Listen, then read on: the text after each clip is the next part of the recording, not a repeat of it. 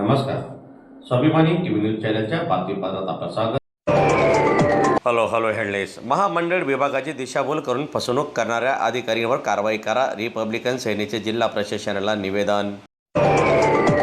वाहतूक महामंडळ विभागाची दिशाभूल करून आर्थिक फसवणूक करणाऱ्या संबंधित अधिकाऱ्यांवर तात्काळ कारवाई करण्यात यावी अशी मागणी धुळे जिल्हा रिपब्लिकन सेनेच्या वतीने करण्यात आली असून या संदर्भात जिल्हा प्रशासनाला निवेदन सादर करण्यात आले. दरम्यान काही अधिकारी चुकीची माहिती देऊन तसेच नियमांचे उल्लंघन करून विभागाची फसवणूक करीत आहेत. त्यामुळे शासनाचे आर्थिक नुकसान होत असून सामान्य नागरिकांनाही त्याचा त्रास सहन करावा लागत आहे. संबंधित प्रकरणाची सखोल चौकशी करून दोषींवर कठोर प्रशासकीय कायदेशीर कारवाई करावी अशी मागणी धुळे जिल्हा रिपब्लिकन सेनेने केली असून त्या संदर्भात आज रोजी पदाधिकाऱ्यांच्या वतीने जिल्हा प्रशासनाला निवेदन देण्यात आले. दरम्यान कारवाई न झाल्यास भविष्यात तीव्र स्वरूपाचे आंदोलन छेडण्यात येईल असा इशारा देखील रिपब्लिकन सेनेच्या पदाधिकाऱ्यांनी प्रशासनाला दिलेला आहे. समाधान बैसाने, रिपब्लिकन सेनेचा जिल्हाध्यक्ष धुळे.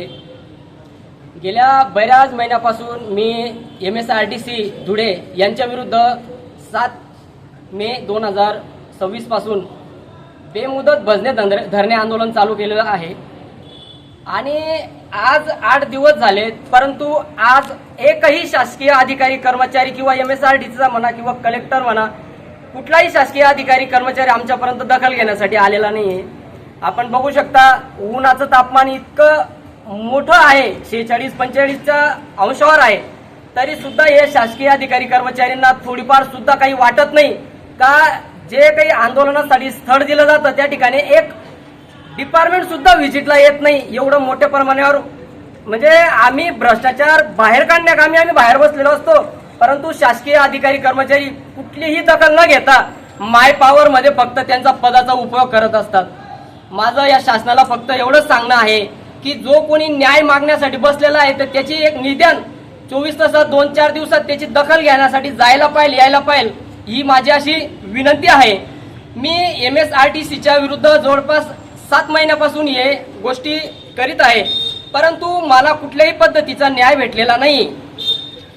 उदाहरणार्थ MSRTC मध्ये जो काही भ्रष्टाचार चालू आहे, मनमानी कारभार, माय पॉवर कशी असते, तर त्या याच्यात ST महामंडळ डिपार्टमेंटमध्ये हे असं चालू आहे की माननीय एकनाथ शिंदे साहेब यांनी एक उपक्रम राबवला होता की धर्मवीर आनंद दिघे साहेब आरोग्य तपासणी, तर त्याच्यामध्ये इतका मोठा भ्रष्टाचार झालेला MSRTCचा की 10 लाखाच्या वर जर का काही अमाऊंट असेल तर ती महाराष्ट्र शासनाप्रमाणे GR असतो तर ती ई-निविदा काढावी लागते.